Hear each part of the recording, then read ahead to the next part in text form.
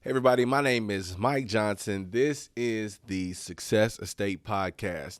This is episode 1 of season number 4. It's really hard to believe that we've even come this far. I kind of started this with a little bit of honesty, in an honest moment, with a little bit of fear.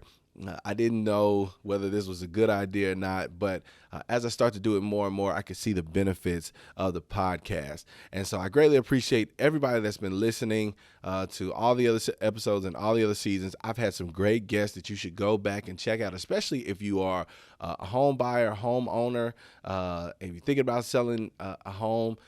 I've got tons and tons of great information on the podcast before from different people in the industry, different people around East Texas that will be beneficial to your process. And I really hope that you would go back and enjoy those if you haven't already.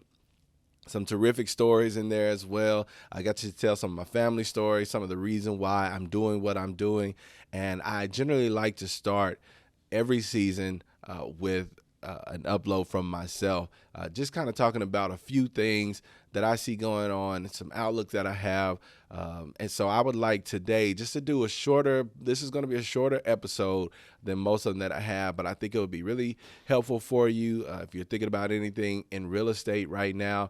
There's a lot of ups and downs and things of that nature. So I think that this will be helpful for you. I think that this will be entertaining and exciting all at the same time. So with no further ado, let's get started. And so we are in the middle of a crazy, crazy time still.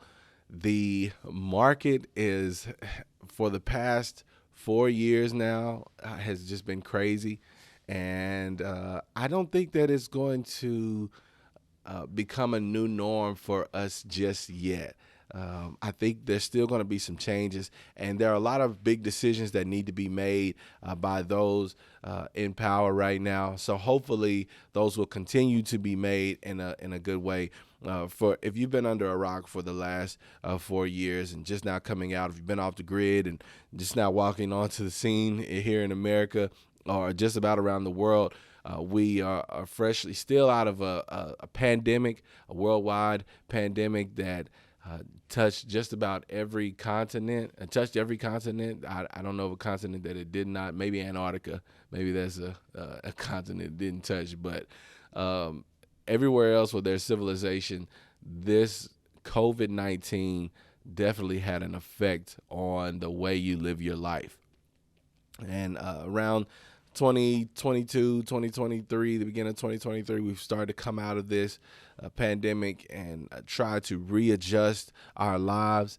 And the housing market during that time period where we were shut down, I think probably took the wildest turn, right? Because we had, just a brief recap, we had a shutdown, a nationwide shutdown where nobody was allowed or nobody that was not essential were doing any moving around. Our way of life was just completely stopped with a halt. And at the same time, in order to keep money moving and things like that, there were a couple of things that stand out to me that happened that I believe affect our industry. One, the interest rates were dropped to a super low amount.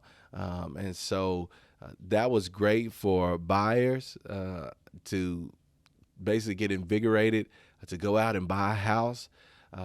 And sellers did reap those that were able to sell reaped the rewards of that, while at the same time, because of the shutdown, sellers were not really able to move. So we had a funny thing happen.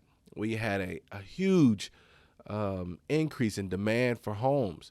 People in the city were wanting to move out of the city because of, the proximity to other people, not wanting to get sick, not wanting to lose more loved ones or be one of the loved ones that was lost to this sickness that people were trying to get an understanding of. And so the decision was made, of course, to drop those interest rates.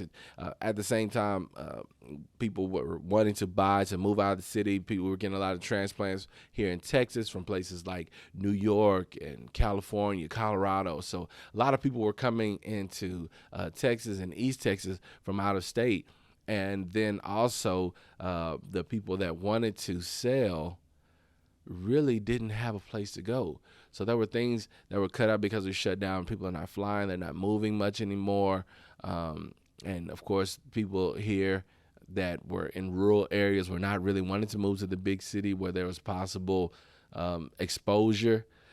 Then we started seeing some governmental decisions that a lot of people, some people were in disagreement with. All these things started to make people change their normal approach to housing. Sales prices flew through the roof. Cash offers were like everywhere, right? $20,000 or $30,000 over the asking price because there were so many buyers competing for so few homes. Basic economic supply and demand. There was not enough supply to meet the demand, so the prices shot up, and they shot up in a crazy amount over the next year and a half, from the beginning of 2020 through 2021, which is probably its peak, and even through 2022. And what we thought would happen when, I will say that I made a wrong, my estimation was wrong. I thought that by now we would see house prices start to come down and interest rates start to come down some. But as the world opened back up, people started to thaw out. We still stayed a little low on supply. I thought that more houses would start coming on the market when people were being ordered back to work and things like that. There weren't as many remote opportunities. And unfortunately, people just said, hey, look, I'm still pretty set on where I am. And there was another factor that showed up that people may not have been counting on, is that the interest rates that were available for the year and a half, 2 years prior, were now gone. And in order to fight a serious issue we had, which is inflation, the housing market is bearing the brunt of that fight. So interest rates have gone up. I say the housing market, but interest rates have gone up in order to fight inflation. And the housing market has been affected a lot by it. So much so that we're in the upper sevens, just under 8% in interest rates right now. And it's taking a toll on buyers. A lot of buyers that were wanting to buy during the pandemic, that they were burnt out on the competition, not wanting to pay an exorbitant amount for the homes, and getting beat out time and time again for such few homes. And then you turn around, and after the pandemic, people are starting to get burnt out a little bit more once again because of the interest rates. At the same time, rental rates have gone up. They've gone up tremendously. And so there seems to be no real win when we're talking about what you're going to pay every month. So with all those things happening, all those things going on, it's made it a tricky time. It's made it a funny time to be an agent, right? Because I am the type of person that I'm the type of agent that I take into account what it is that you see for yourself as comfortable when it comes to buying a house. I tell everybody, you're going to get a big number whenever you qualify for a home loan. They're going to give you the big number. But I think it's super important that you walk into it with a budget so that you can stay within those means, no matter what however much the lender may give you. You want to also make sure that number also fits within what you are wanting to do. So people can't escape the high rental rates with buying a house, and you can't escape the high interest rates by renting a home. Either way, it seems to be that we are paying a lot for housing right now, and people are definitely being stretched thin. So different things have been put into place. We'll see. I just want to take a quick look at the Q3 market statistics that I have for the Longview metropolitan statistical area. There's a little bit different in the state of Texas. We are considered a little bit insulated here in East Texas. We got a lot of great things going. A lot of people are trying to move this way as well, and I can't blame them. for wanting to come to the Piney Woods. But our median price per square foot right now is $133.72. Median price is $242,350 now dollars. And I thought the prices would start coming down. The supply has gone up. We were at like 2 months of inventory. It was definitely a seller's market. We're warming up into a more normal or balanced market right now. We're at 3.9 months of inventory. Active listings has gone up 17% year over year, but the closed sale. Now you would think that would, because there's more supply, that the prices would start to go down some. And there have been a lot of drops in prices, but it's settling here at the 242,350 mark. So yes, what it really is saying is that sellers right now are asking too much for their home. The gravy was good for a while, and you try to, unfortunately, kind of missed that boat to where you could just ask a number higher than what your neighbor received and get that. Now you're going to need to be looking at and finding out what your neighbor paid for their home and try to have something comparable to it so that you can get the most qualified buyers competing for your home. And at the same time, you shouldn't be down because just because you can't ask for $260,000 when your home was worth probably $160,000 in 2019, you're probably still getting around $240 now, and that is a great thing for you. Of course, if you're moving somewhere else, you want to try to get as much from your home so that you go buy something else because of those interest rates and be able to buy down as much of that as possible. 518 closed sales in the last quarter. That's down 15%. So at the same time, where it looks like, oh man, we got less sales, we have more inventory, we have more listings. The demand for homes has gone down some. But because of the interest rate, some people are just getting squeezed too tight. But with all the other factors that are in there, it's keeping those prices high. Now they are up 242,350 year over year. We're still up 1.4%. And we're probably not going to be going anywhere anytime soon on those, just because there's all of those factors that I just named. I won't go back through all of them.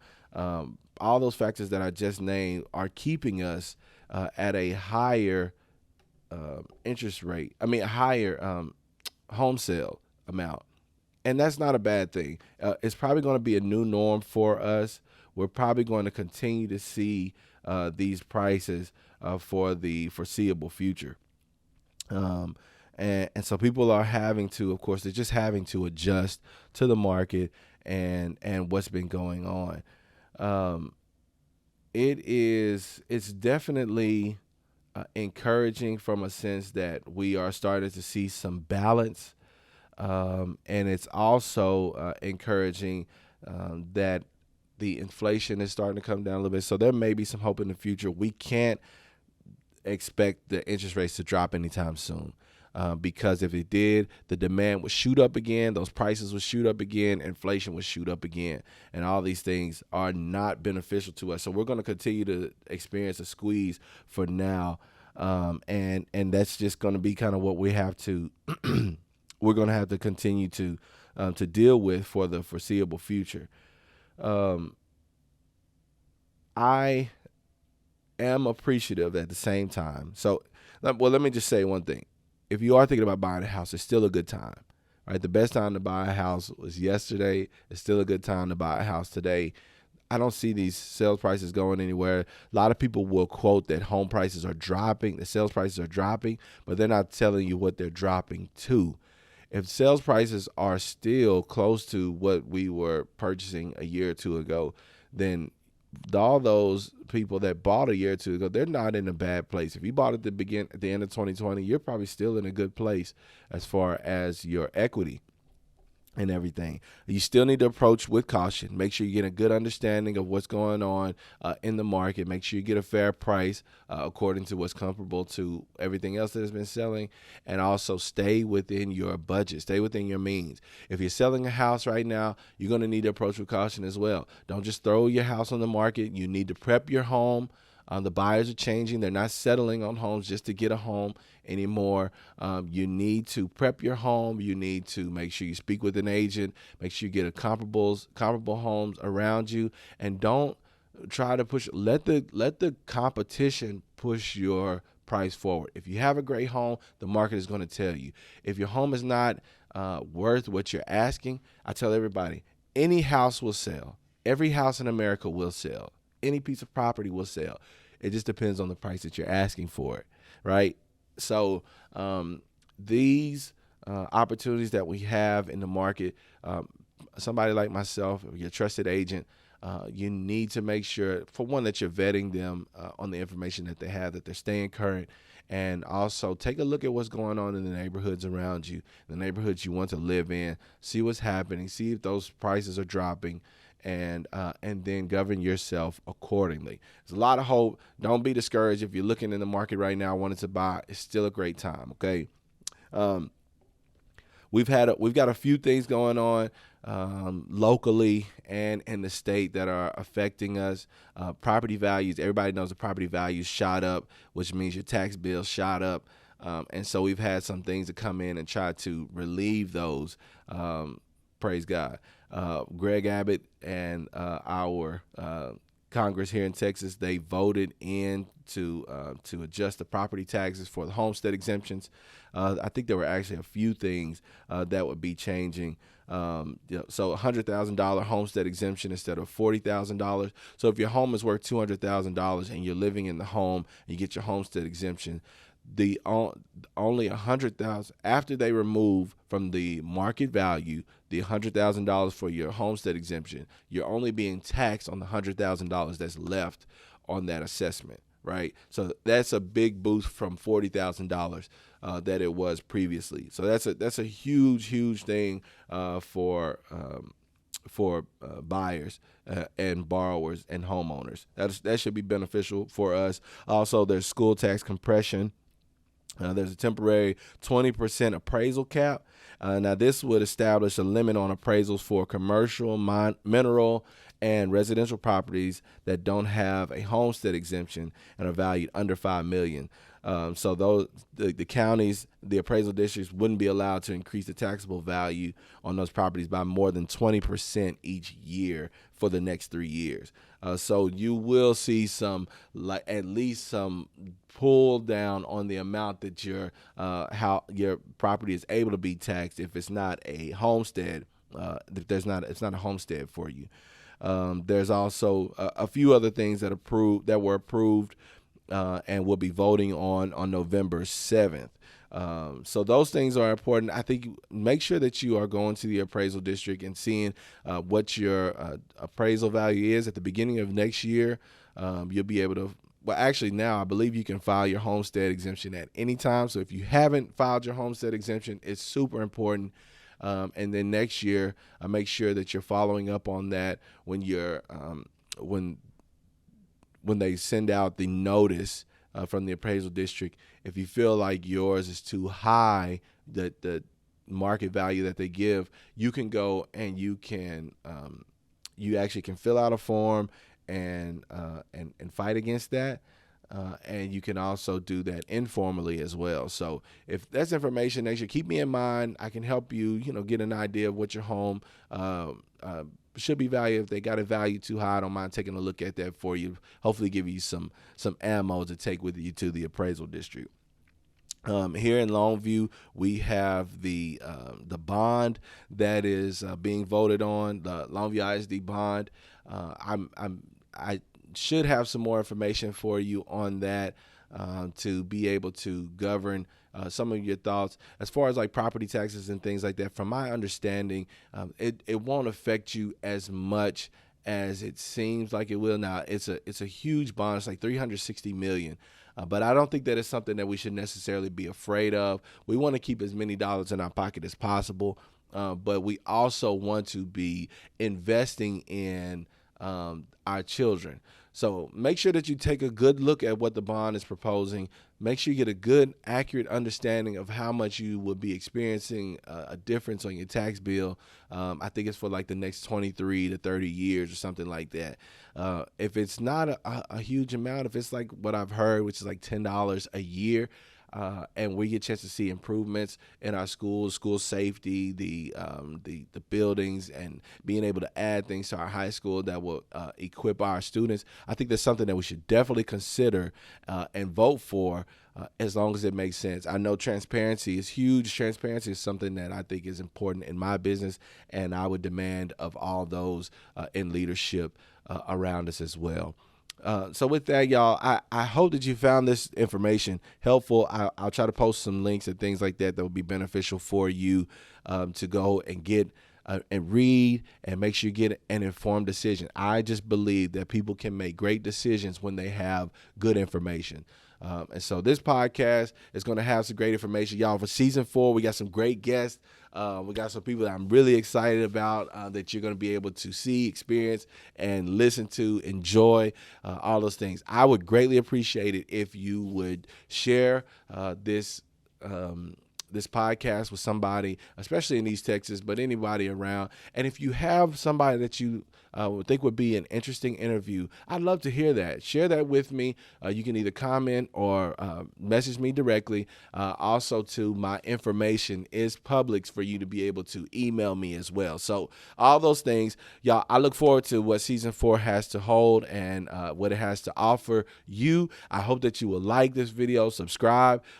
If you're on YouTube, hit the bell notification so that so you can be notified as soon as these episodes come live every Friday. Next week, you'll be hearing from Mark Robinson, one of my good friends and basketball buddies that works at SWEPCO as a spokesman for SWEPCO. I think it's one of my best interviews yet.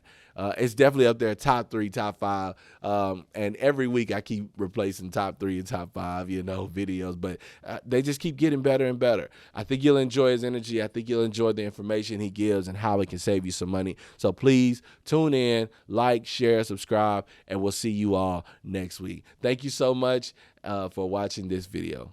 Have a good one.